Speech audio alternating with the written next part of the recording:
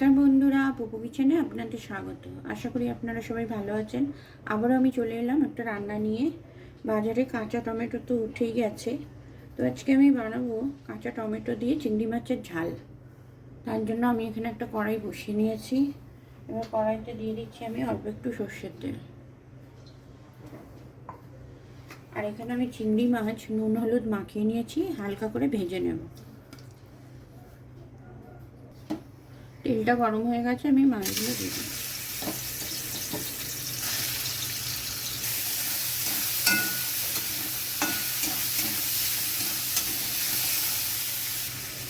এর মধ্যে আমি আর একটু তেল অ্যাড করে দিচ্ছি।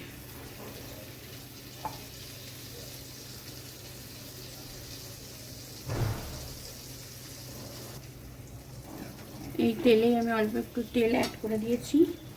তেলটা গরম হয়ে গেছে, এবার আমি দিয়ে দেবো হাফ চামচ পাঁচফোড়ন। পাঁচফোড়নটা একটু ভাজা ভাজা হয়ে গেছে। এখানে আমি কেটে রেখেছি কাঁচা টমেটো, পেঁয়াজ আর আলু সরু সরু এরকম কুচি করে রেখে দিয়েছি।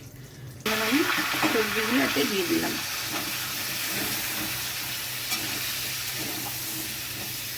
সবজিগুলো তেলের মধ্যে দিয়ে একটু নাড়াচাড়া করে নিচ্ছি। যতক্ষণে সবজিগুলো ভাজা হচ্ছে আমি একটা পেস্ট বানিয়ে নেবো। এখানে দিয়েছি কয়েকটা কাঁচা পাকা লঙ্কা, একটা দিয়ে দিলাম। এখানে নিয়েছি আমি 1 চামচ সাদা সর্ষে, 1 চামচ কালো সর্ষে, এটাকে আমি দিয়ে দিলাম। সমস্ত কিছু আমি একটা পেস্ট বানিয়ে নেব।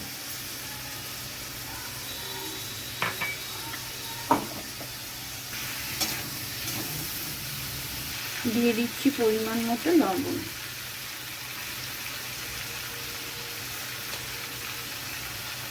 এবার আমি দিয়ে দিচ্ছি 1 চামচ হলুদ।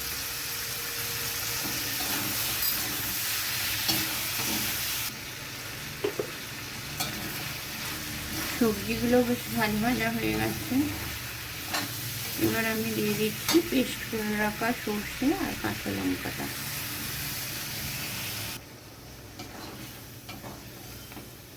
সর্ষে কাঁচা লঙ্কা পেস্টটা দিয়ে আমি আবারও খুন্তি দিয়ে একটু ভালো করে নেড়ে চেড়ে নেব।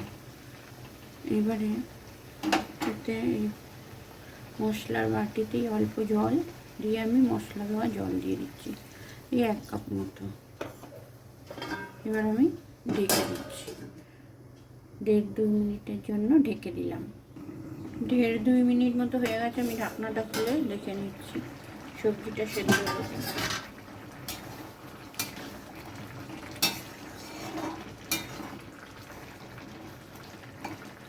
সবজি সেদ্ধ হয়ে গেছে। এবার আমি দিয়ে দেবো চিংড়ি মাছগুলো। চিংড়ি মাছগুলো দিয়ে দিলাম।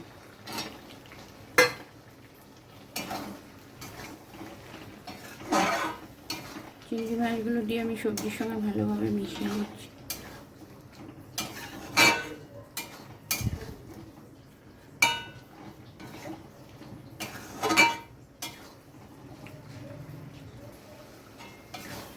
এবার গ্যাসটা অফ করে আমি এটা নামিয়ে নেব।